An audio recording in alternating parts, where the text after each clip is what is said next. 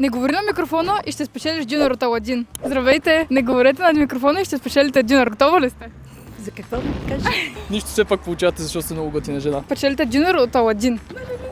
Чакай, стой, нищо няма да ви питам. Обещавам, играта е проста. Не трябва да говориш на микрофона и ще спечелиш дюнер от Аладин. На диета сме. Тия диети, иначе, защо хората са на диети? Пичове, здравейте. Абе, защо и тебе? Ма мога да спечелиш дюнер от Аладин? Не, сега я да Мога подариш талон на някой, брат. Но ги изненадаш. Не трябва да говориш на микрофона и ще спечелиш дюнер. Това е. Добре, То вече мина, брат. Еми. Всички са яли днес. Всички яли, всички на диета. Какво става? Развалиха тази държава. Преди да започнем е хубаво да се представите пред камерата. Печелите бургерчета, с може да говорите вече. Няма да ви ги вземем обратно. Ево, до край. Не говорите на микрофона и ще спечелите дюнер от Аладин. А така искаше. Усети го в гласа ти. Не говори на микрофона и ще спечелиш дюнер. Готов ли си?